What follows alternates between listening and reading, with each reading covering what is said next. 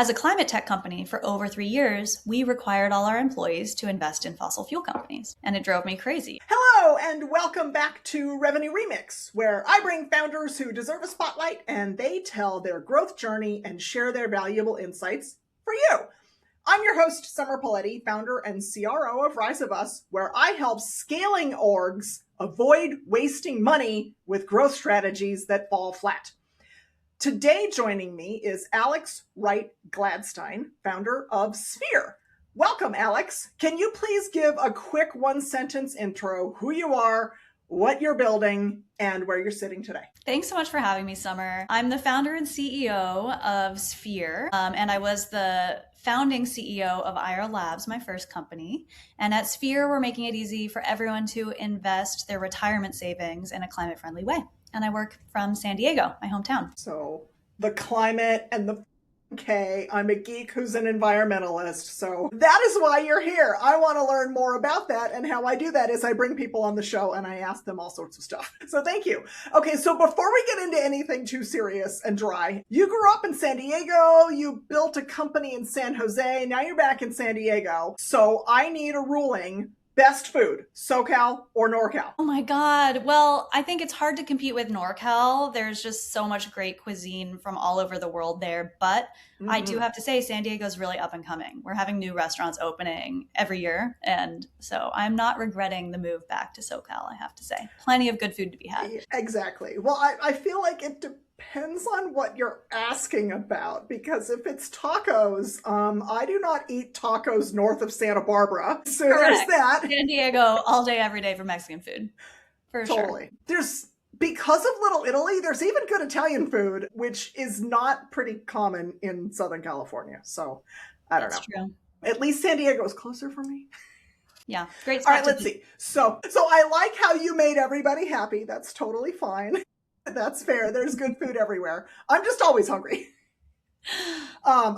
So you're here because I'm interested in what you're building now, but let's start all the way at the beginning. Your origin story is going to be very inspiring to the audience. So you're a tech founder, and tell us a little bit about the backstory on your first company, please. Sure. So yeah, I grew up here in San Diego, and it was actually while I was in middle school, my 7th grade science teacher taught me about climate change.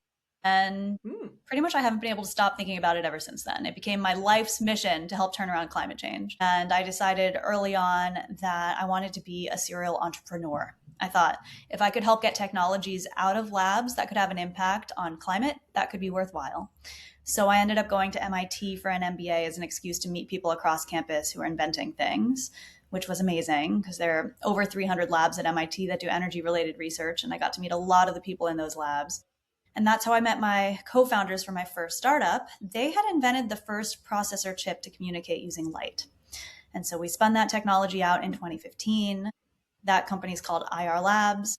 And we're cutting the energy use of AI in half by using light to move data between chips, and also just massively speeding up compute. I love that, because okay, there are some people who are afraid of Terminator becoming reality. However, the bigger, more realistic challenge with AI use is how much power it consumes and the resources that have to be used to generate that power. So cutting the power in half, yes, I love that. You were thinking about this in junior high? Maybe not AI power use, but climate change. Yes, of course. For sure. I was a very existential preteen. And I think that there's the insight for the audience, is that some people are just born to do this stuff, because in junior high, I was thinking about who was cute and what band I liked. So after all of that, I want to talk a little bit about the 5 co-founders, because when we first chatted and you said your first startup had 5 co-founders, I was like, oh, because I was expecting the next sentence to be, and it all fell apart. What's there? Like, how did you guys make it work? I couldn't make it work with a co-founder. Yeah, it definitely is a unique story. I don't think I've ever met anyone else who had that many co-founders and where it worked out. And I think I honestly really benefited from the 2-year MBA program at MIT. while I was there, I took the entrepreneurial version of every class they offered. I did entrepreneurial sales, entrepreneurial finance, entrepreneurial system dynamics, whatever it was, put entrepreneurial in front and I took it. And pretty much what that ended up being was 2 years of classes where every lecture was given by a different guest lecturer who was an entrepreneur themselves and who told us their stories. So I had the benefit of hundreds of stories from actual entrepreneurs who were in it. And I could pick up trends. I could pick up, like here where things tend to go wrong and here are the lessons learned from these people. And so I just had such a huge wealth of wisdom by the time I was actually founding IR Labs. And I think it really helped. And actually my co-founders weren't the first ones to want to spin out this technology. There were actually, so this technology was developed through a collaboration between 3 different labs, actually. One at MIT, but another one at UC Berkeley and another one at University of Colorado. So there were 3 professors heading 3 different labs. So those are 3 of my co-founders. They were part-time co-founders. And then the 2 full-time co-founders were PhD students who graduated around the same time that I graduated with my MBA.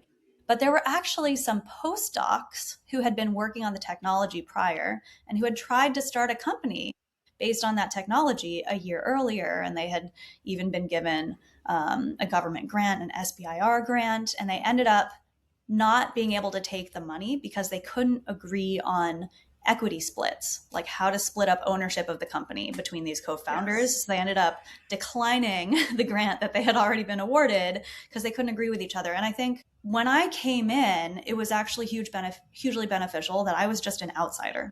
I hadn't been part of the lab that had been collaborating on this technology for 10 years at this point. They had gotten $10 million already of funding, primarily from the Department of Defense, from DARPA. And they'd been working together intensely. These are large organizations, these labs, with lots of different people and different levels of hierarchies.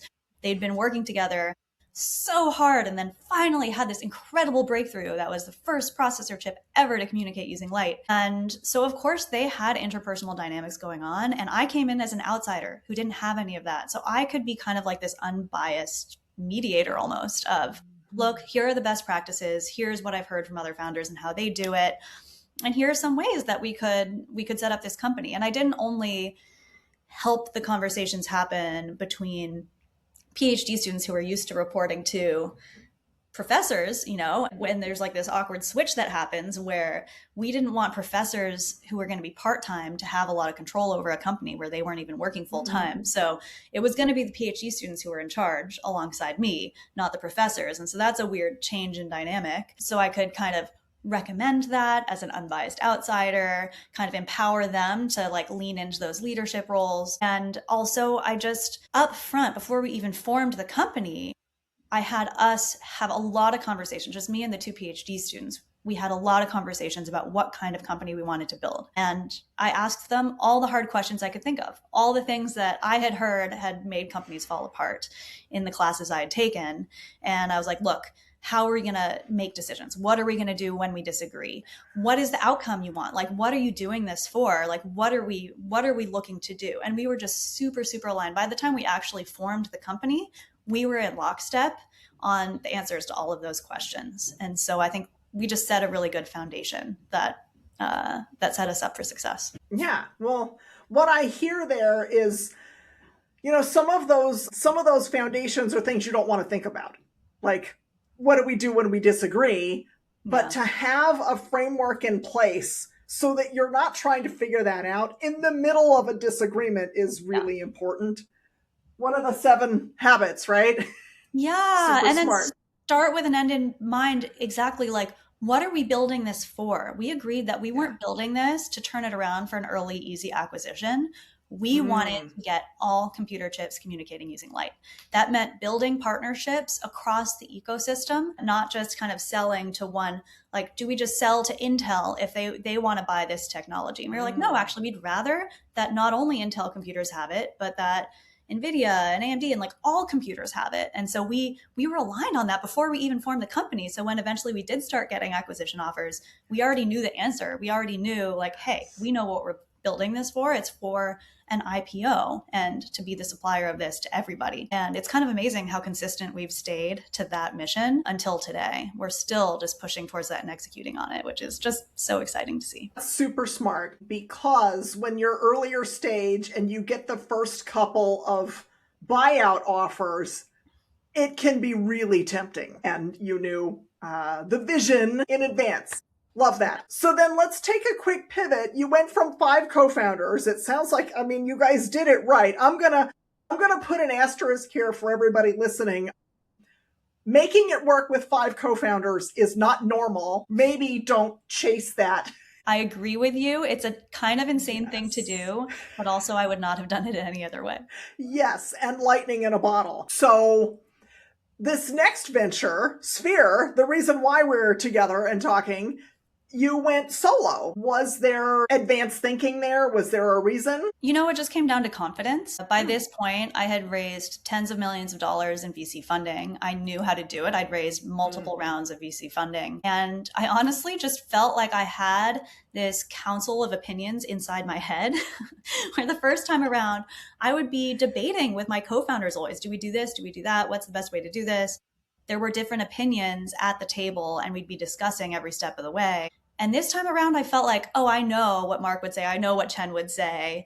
And it was always like I was weighing these different opinions without having to actually have the conversation with co-founders, which I loved because it was, I could move faster. There's something really empowering about being a solo founder because you can just move more quickly and be more decisive in a way that you can't with co-founders. But I will say I've also really benefited from having early employees, the first employees I hired, almost feel like they're in that co-founder role. I mean, the concept was baked by the time they came on. You know, it wasn't technically co-founders, but they are my brain trust. And whenever I'm debating what to do in any given scenario, I'm asking them immediately. I'm getting their opinions. But I will say it is nice to this time around have them give their opinions, but then say at the end of the day, your call, boss. It's pretty fantastic.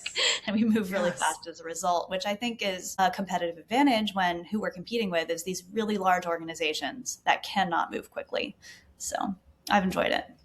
Yes. Yeah. Moving quickly is great. And I'm going to touch a little bit on the early employees. You're going to get the gift that I warned you about a question I didn't prep you for. I work with scaling orgs, and they're like, they survive startup mode. They're probably raising Series A, 2 million in ARR if they're bootstrapped. And they're kind of getting from that like early employee to like other employees. And I think sometimes the founders don't get it that like those next round of employees, when you're ready to grow and you're ready to get really big, they're not going to act like your first employees. They're not going to have that scrappy, get in and do stuff energy. And they're going to act like employees. And that's an interesting shift. I guess I don't have a question. Never mind. Yes. I think it's true. It's definitely true, but it also depends on the employee. Once in a while, you do find a later hire who just brings that mentality and is ready to jump in wherever they're needed. But you're absolutely right. It's super rare at that point. And I see people getting frustrated because they're like, oh, these employees, they act like this. And this guy wants to take the weekend off. So sometimes it's difficult mental shift for the founder to realize that you're getting bigger now and you're not going to have people that are pouring blood, sweat, and tears in. You have people who are there for a paycheck. Yeah, that definitely was a cultural shift and tough for early employees once IR Labs grew. Just that change in mentality. So you're totally right. Yeah, and that's when I see, okay, let's get some systems in because these people aren't going to just dig in and do what needs to be done. They need a process, they need a playbook, it needs to be scalable, all that good stuff. Yeah, and when it's time to start really kind of pointing out that a startup, it can feel like you're sprinting all the time. And I know this is a common phrase, but it's so true. It's not a sprint. It's a marathon. Like you're in it for the long haul. And it's actually really important for the founders to take breaks, to go home at 5. Like you can start ending up in this mindset where you always think everything is an emergency and you're always working till midnight every night. And honestly, it's not. Like for most companies, like no one's going to die if you don't get something done that day, you know? And like, it can be really important for founders and early employees to learn that like it's okay to just stop working at 5 and go home. And actually, it's really important for your mental health and your physical health. Like I see the toll that this mentality takes on people's physical health. It's really not healthy to just constantly be sprinting all the time. And so I tell my employees, and I've been telling them since the early days of Sphere now because I experienced it in my first company.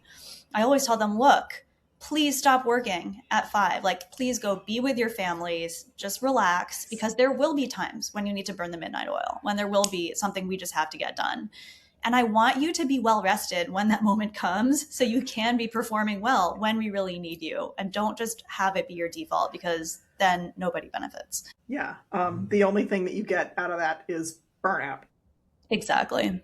That's never fun. I want to get back to raising funds because... Pause. The questions I ask when I'm on this show, the topics we talk about, these are the same things I see when I run diagnostics and retainers for growth stage companies. Why is revenue stuck? What's breaking?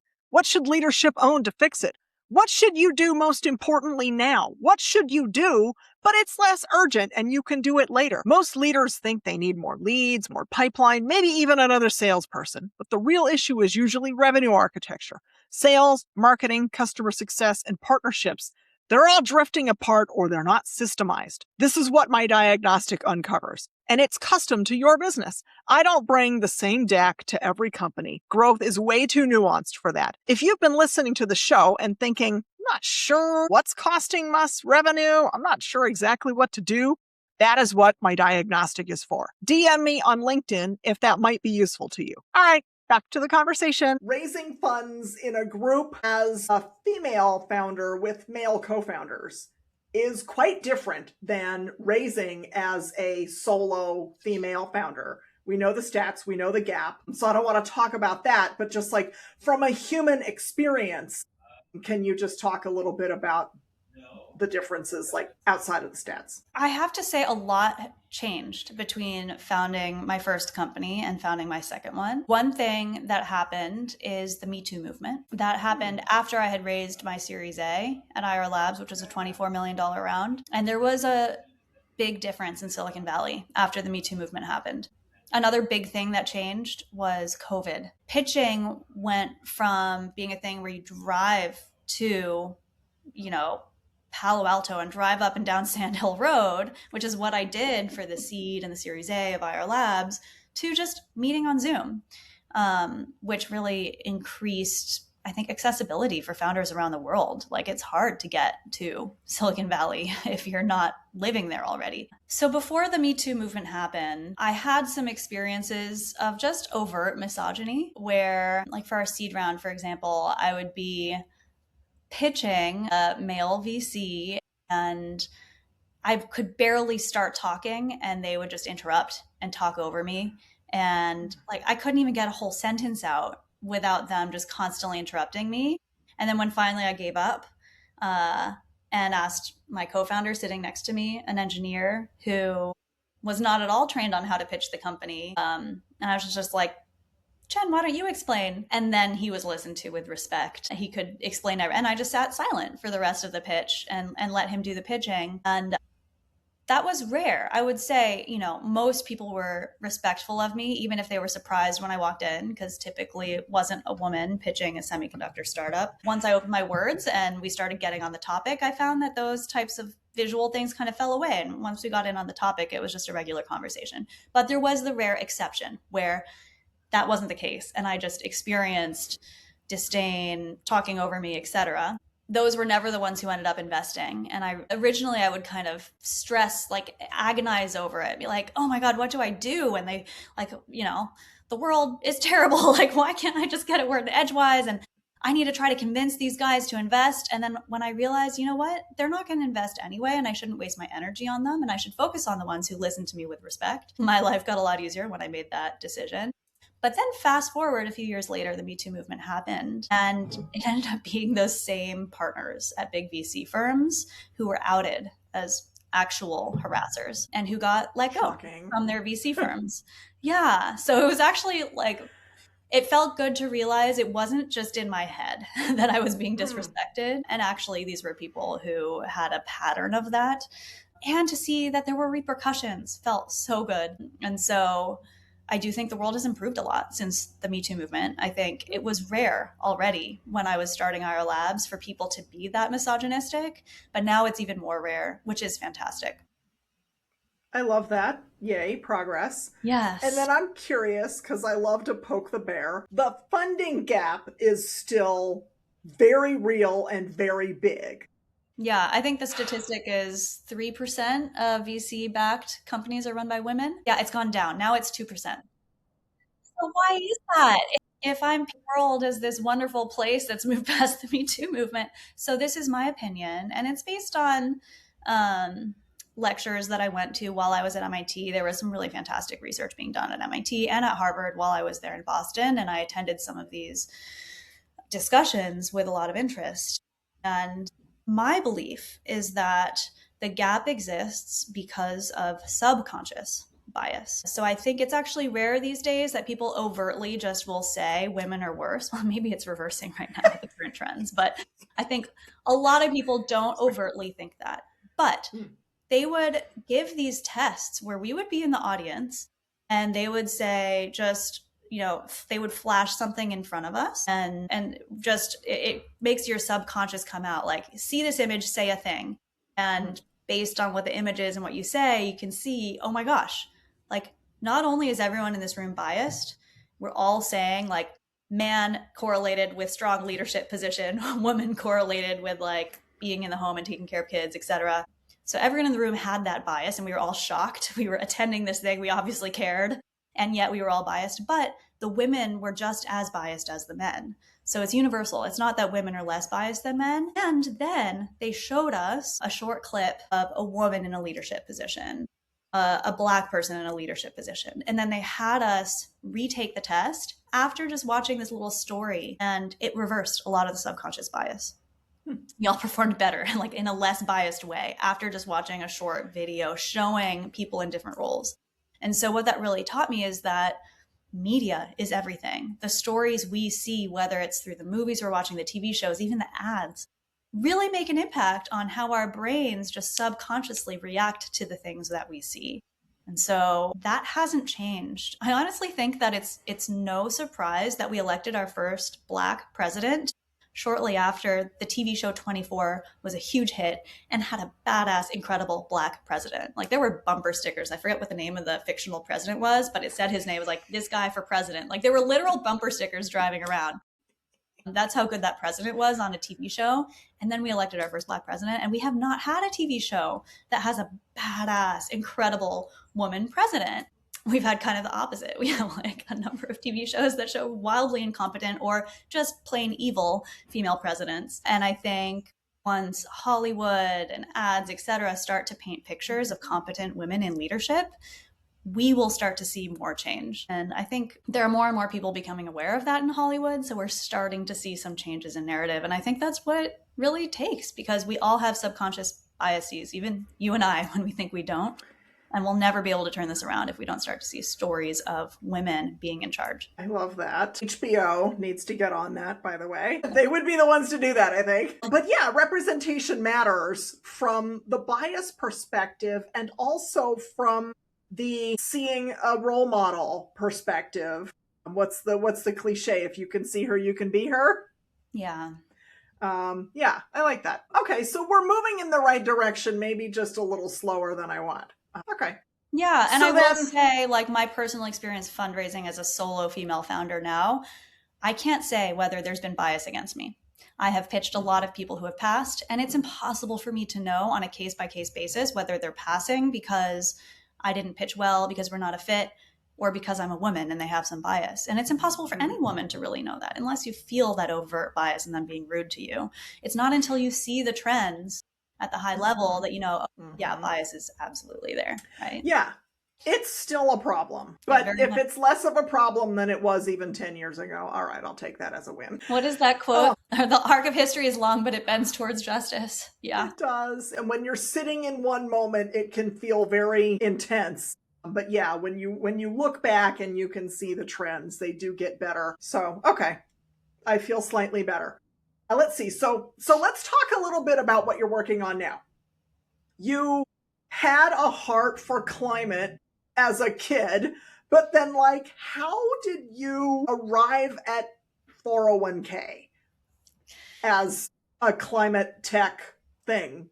Yeah, I thought I would be spinning technologies out of labs over and over again, and I definitely did not think I'd be starting a finance company. So it was a surprise for me to say the least, but when I was running IR Labs, we started offering a retirement plan to our employees in 2017, and I asked for a climate-friendly investment option in the lineup, thinking it was a simple request. It ended up taking over 3 years and a lot of persistence to get a single option that at a baseline wasn't invested in fossil fuel companies. And so, framed another way, as a climate tech company, for over 3 years, we required all our employees to invest in fossil fuel companies. And it drove me crazy. I just couldn't believe how long it took and how hard it was. And so I started trying to learn about the 401k industry and figure out why this was so hard to do. And I got introductions actually to employees at Microsoft, at Google, at Apple, who had been asking for climate friendly options for years at their companies. And they had gone so far as to get hundreds of employees to send emails to HR asking for this. They had gotten thousands of signatures on petitions asking for climate friendly options, and they still hadn't gotten them for the same reason I couldn't as CEO, asking service providers to get it done. And it turns out the reason is there are a ton of lawsuits in the world of 401ks, and they fall into the categories of excessive fee lawsuits or underperformance lawsuits. And climate friendly funds have existed for a long time, but they've been actively managed. Now, what that means is you're paying somebody to research stocks and to pick stocks that they think are going to be winning stocks. It's an expensive way to run a fund. So they have high fees. And sometimes these funds outperform and they do a good job picking stocks, but sometimes they underperform, just like with any actively managed fund. And the only thing you know for sure is that they're not going to track the market at large because they're not index funds. And so I just asked the question, why are there no companies launching climate-friendly index funds that are just designed to check the boxes of what fiduciaries need to see in this market that has so many lawsuits? I talked to a lot of people actually at big asset management firms, at smaller shops that were running climate-friendly, actively managed funds, and I ended up learning they were not going to start climate-friendly index funds. They all had their reasons. You know, if they had expensive funds, they didn't want to cannibalize assets from their expensive funds into low-fee funds. You know, some of them thought they were already doing it, but they were running these index funds that claimed to be environmental, but were still invested in Exxon and Chevron. And honestly, at the end of the day, I think a lot of the big firms are too tied at the hip with the fossil fuel industry to really be able to piss them off and do this right. And I realized I think it'll take a newcomer to fix this problem. Maybe I should actually start a finance company instead of spinning another technology out of a lab, as I thought I would be doing over and over again. And I realized actually there are $45 trillion in retirement assets in this country. Of that, $1 trillion is invested in the US fossil fuel industry.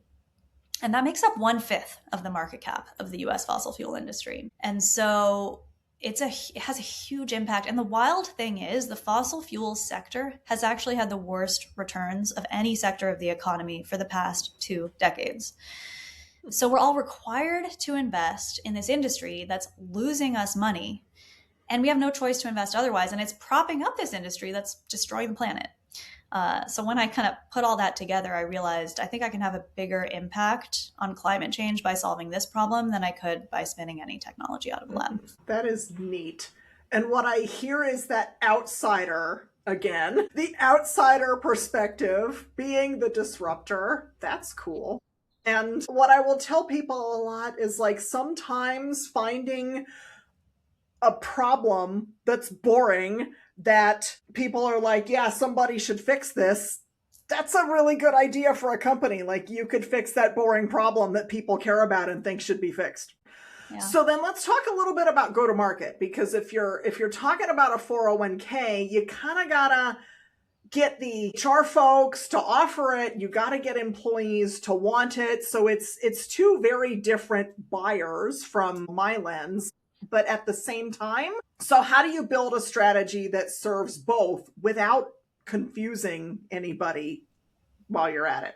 Oh yeah, and by the way, minding your startup budget. Yeah. Well, before founding the company, I had a lot of conversations with 401k advisors. So these are financial advisors who specialize in advising companies on what fund options to offer in their 401k plans.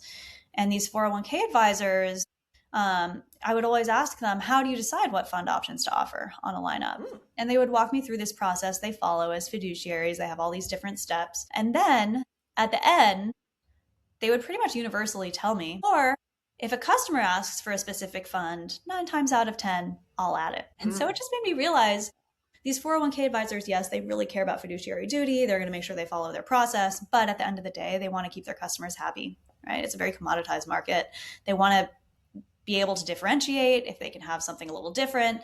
And they really don't want to lose their customers. So then I went and I talked to HR managers and heads of benefit and asked them, have you ever requested a specific fund? And if so, why did you request a specific fund? And they all had stories of like, oh yeah, we had an employee, they read an article about how we're all invested in private prisons. And so they asked if we could have a fund that doesn't invest in private prisons. And so I passed that on to our 401k advisor. So, I heard stories like that a lot from different HR managers. And I realized HR and benefits managers want to keep employees happy. If employees ask, they're going to pass on the request. And so what we do is we go at this market from both ends. We target both employees as well as 401k advisors. So what we've done is we've really tried to grow the social movement that already existed before I came along, of people making those requests like those employees had been doing at Google and Microsoft and Amazon. So if 4 or 5 years ago you had stopped a random person on the street and said, hey, are you invested in fossil fuels? Most people would be like, I don't know, am I? I don't think so. Most people had no idea and had never thought about the fact that they're invested in fossil fuels. So we've done a lot of awareness building through campaigns like the virtual March to Retire Big Oil and Actors Retire Big Oil, where really actually one of those people I was talking about as an early hire, the first person I called actually when I was thinking about starting Sphere is our chief creative officer, Doug Burnett. And he comes from a big ad agency background, but what he's really good at is getting millions of views on a campaign without having to pay a single dollar for an ad. And so we've worked on these campaigns and we've now brought in this other guy, Rob Bennett, who's just fantastic at kind of helping connect celebrities with causes that they care about.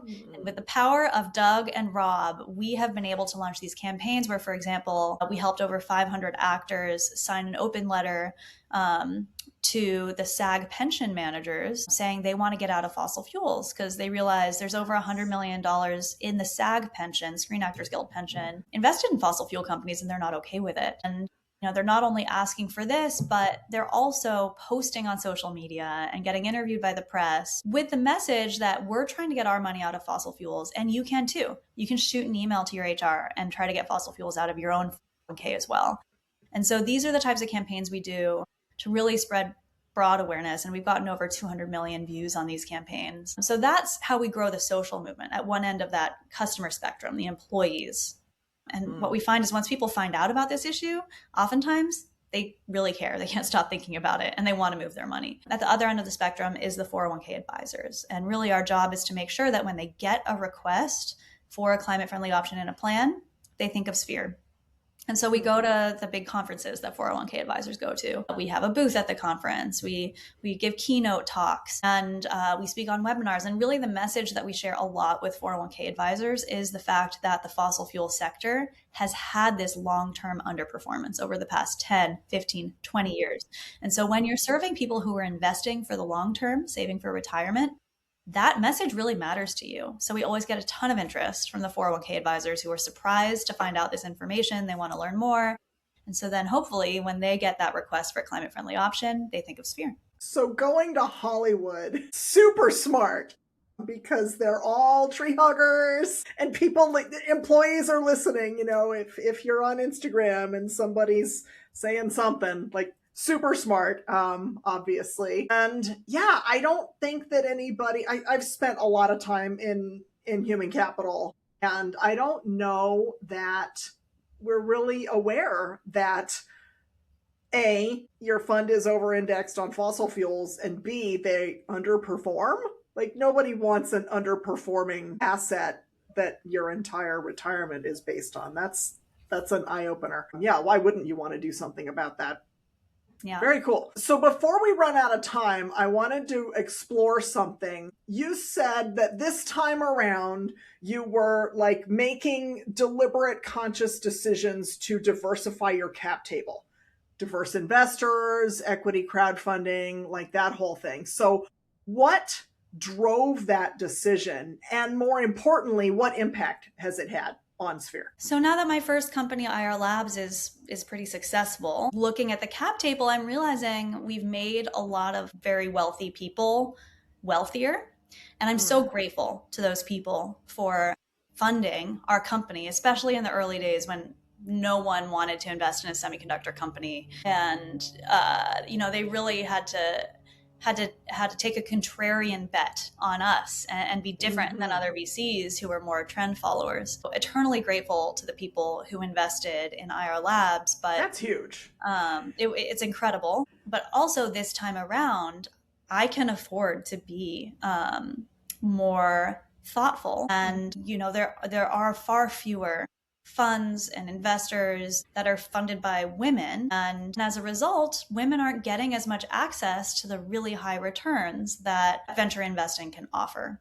And so I think this company will be a big success. I think it will have similar, very high returns that my first company has had. And I want to make sure that I'm helping women and minorities and people who haven't had access to that type of investing be able to share in that win. And so I'm really proud of the cap table that we have right now. It is hugely diverse, and I will always make time to talk to somebody who is an underrepresented funder, and make sure that I will give them all the information they need to help them make a decision on whether they want to invest. And I have no minimums. So I'm not going to say like, oh, if you don't have X amount of money, you can't get in.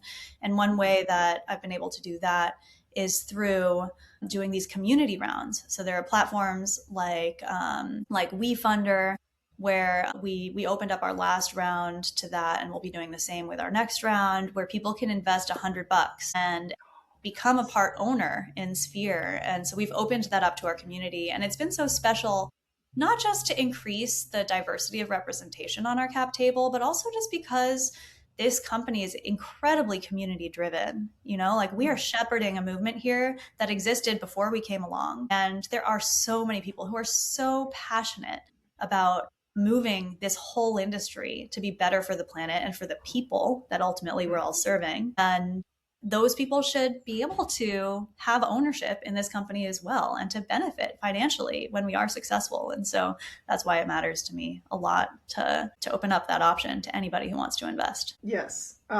It's why I love working with female founders and female investors, because we tend to go back to the community. If we want to have more female founders and we want to have more female investors, more successful female founders is what does that, because you go back and you give back to your own. Aside from a kumbaya lens, what speaks to me is that you're offering something to America's employees, and you should be making decisions that are formed. The cap table needs to look like the country, because otherwise there are just things that you miss. And that I think is why the diverse teams perform better, is because everybody brings their own perspective. And how on earth can you serve everybody if you're not involving people that look like them in the decisions? That's so true. Nice. Okay. I want to close out, because you're a busy founder and we have to get you back to foundering. But I do have one last thing. So Shruti Shah from Symphonic Capital introduced us, and I met her through Bordy. So they both get their shout outs, and it just speaks again to the power of community. So I want to keep it going. Is there someone in your world right now that deserves a spotlight, or that is working on something cool that people should know about? Yeah, I want to shout out someone who I actually just introduced Shruti to as well, David Swamuno. He is the founding partner of Fairbridge Capital, which is a VC firm based in New York. And they are backing companies that are serving underserved populations. They're an investor in Sphere. They've been an incredible partner for us. I believe they're raising their next round. And so if anyone listening invests in VC funds, you have an opportunity to invest in a fund that I think is really being very smart in seeing actually when you serve underserved populations, both domestically and around the world, there's just a huge financial opportunity there as well. And you find things that other investors might be missing. And so he brings a really unique perspective that I think is a winning one. So shout out to David. Yes, thank you. And I love that accessibility. As many cool things come out of Silicon Valley, there's smart people building smart things all over the world. So I like that. And someone was on my show recently and brought up that duh moment for me.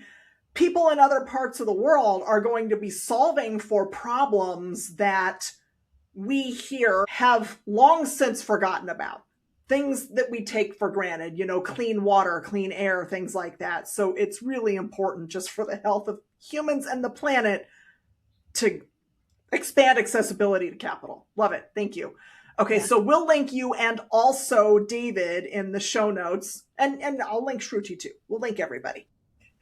Nice. So this was fun. Thank you for joining me and for sharing your insights. Your story is inspirational. We've got a lot of founders that listen, so thank you for being so generous. And for those of you joining from the car or the gym, remember to subscribe on your favorite podcast platform, and I will see you all next week.